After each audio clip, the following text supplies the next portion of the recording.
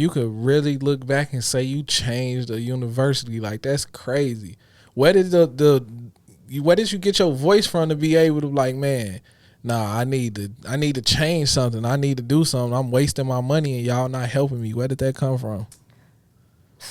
Experiences, like, man, going through shit in college. I'm just keep it real. Shit, you go through a lot when you go to college. You know what I'm saying? And I see why it's not for everybody.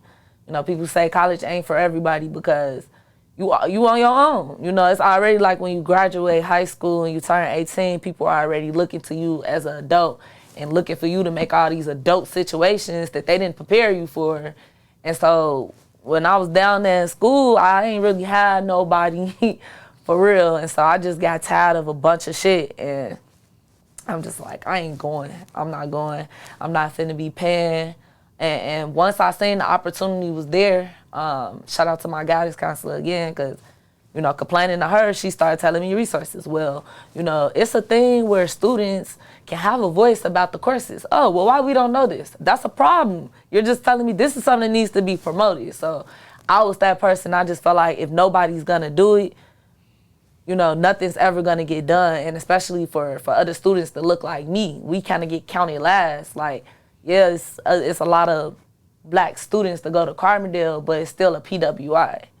And we still a minority on campus. Yeah. So that's just the reality of it. So I'm like, if ain't nobody gonna, you know what I'm saying, step up and say, hey, you know, we need this. Y'all need to be teaching us how to do these things. We're getting a degree in it, so, you know, I gotta do it. You graduate from SIU. What's next? Oh, I graduated from SIU. Man, I went through what they call it, PTSD after graduation, post-traumatic graduation stress. I ain't never heard of that. I can't think of the word or what they call it, but yeah, I went through that because when I was at school, when I started out doing radio in 2017, I was able to broadcast my show on 5 different platforms. Okay. So when I graduated, came back to Chicago, it was very hard to get back on the radio. Like that quick, within a year. Yeah. And that was kind of the beginning of podcasting being a little oversaturated. It's like I came back home, everybody was podcasting. And then it was this thing where, oh, okay, you come pay us for studio time. For airtime. And that was the craziest idea to me. I'm like, bro, what the fuck? I just got a whole degree in this shit. I ain't finna pay y'all shit. So I went through that for about a year. I worked at a high school. When I came back, that was a new adventure for me. So I was focused on that and still trying to get back on the radio. So what was you teaching at the high school? What were you doing working at the high school? I was tutoring and mentoring freshman students, tutoring them in honors algebra. What made you want to get into tutoring? I looked at it as, so that's the thing about graduation. You know, they don't really prep you for what's next. Yeah. So, you know, the whole time, it was a lot going on senior year. We were protesting on campus. Like, there was a lot of racist shit going on my senior year. So it was hard for me to focus on what I was gonna do when I got back home because it was so much we was dealing with still on campus. I still had to go to class, still had finals, still doing my radio show and just balancing everything out. Once it started getting to the point where it's like, damn, we finna graduate in 2 months. Like, what, you know what I'm saying? Everybody trying to figure out what's next. Like, where we gonna get a job? How you gonna get a job in my field? And, you know, this media industry is very like a who you know situation. So it's not like you just go apply to a radio station and then, get an interview. Like, the opportunity gotta be there, everything gotta be right. So with me knowing all that, I'm like, damn, I'm about to go back home. I gotta make some money. And so we had a little job career fair they had at the school. And the program, I'm not gonna mention the program, the actual organization that I work for, because they don't even deserve my acknowledgement. Okay. But this organization came to our school and was basically like recruiting people. Like, you know, oh, you guys, we place y'all in the school, you know, you're having impact on the community. from these grades. And so they really sold me on the idea. And I thought like, okay, part of Chocolate Baddie, I always wanted to start my own mentoring program or my own youth center. So I thought it would be a cool idea to go back into high schools to try to make a difference while I get my shit together in media. So that's what I did. Best decision I could have ever made too. All right, why you say that? I love the youth. I feel like they the future, and I'm not too far from them, so it was easy for me to understand and relate to them. It was easy for me to gain their trust and gain their respect from them because ultimately they just want somebody to listen to them.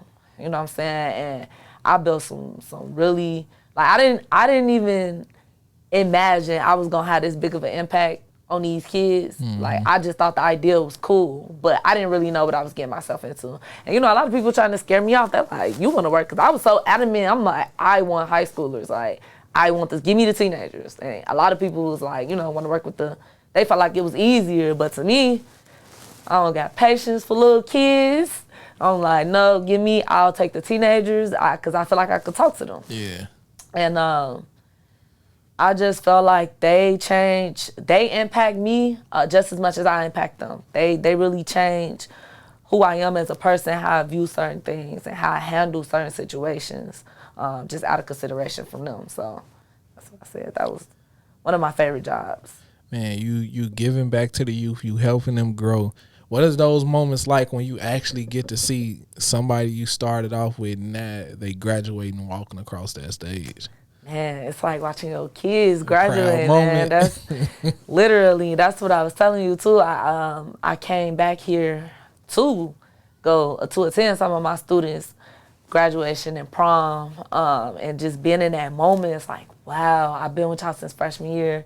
Y'all seniors now. It's been a crazy 4 years, especially this generation with the pandemic and the last 2 years and having to be school online and all that was just very tough for a lot of my students. And to watch them walk across the stage and come from up under all that and still make it was just like a very surreal moment for me. Like I felt like I was just very emotional. I'm beyond proud of them.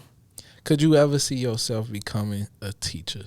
I know you got bigger dreams than being a teacher, but could that ever be something that's like on your checklist? I think it's definitely on my bucket list. I would love to teach media in schools one day. I know, because you said it was easy to gain their trust. A lot of teachers, like they come into the game, they don't know shit about our kids, about our students, and they pull these white teachers from wherever they pull them from, and they not prepared to enter a black classroom. You feel me? So when you said like it was easy for you to gain their trust, I feel like we need more teachers that understand that. Because to me, like all my greatest teachers, I had some good white teachers, I had some good black teachers, but the teachers that understood who I was as a person, didn't judge me, didn't try to change me, just accepted me for who I was and met me where I was, those was the teachers that made the lasting impact and can control the classroom. Yes. You feel me? So shout out to the teachers. Shout out to all the good teachers out there. Definitely. And man, that's crazy you said that. It was actually a blessing and a curse for me being there. You know what I'm saying? Because you had too much control, then other people started looking at you like, who she think she is? Facts. Like, everybody in the school, you know what I'm saying? Like, shit. And these are older people. Like I'm young, so some adults might want to try to look at me like I'm a child, but I'm an adult. You're gonna speak to me as an adult. Like I'm not one of these kids in here, but having that power is the very reason that got me fired from that job. That's crazy. Yeah, because instead of hating, they could just come pull you in like, man, what are you doing that we need to be doing? You know what I'm saying? Now, at what point do you get back into radio? At what point did I get back? I actually got back into radio while I was still working there. I had an old college friend hit me up, asked me to, she wanted to start a new radio show. And she wanted me to be a co-host on it. So I did that for a little while I was still working at the high school. And then I eventually let that go. And I kind of just took some time to just refocus and rebrand and see like what it is I wanted to do with my radio show. So that's what I did. I took that break and I came back last year on Illinois radio. So it's been up ever since. All right, before we get into Illinois radio, you always had dreams of making it back to Atlanta. At what point do you make it to Atlanta finally? I made it back to Atlanta during the pandemic. So I lost my job at the high school. I didn't get to complete the full year with them. I made it halfway through. It's crazy. I got fired right after spring break. You know, it was like the end of the year. So that kind of crushed a lot of my students. They kind of fell off.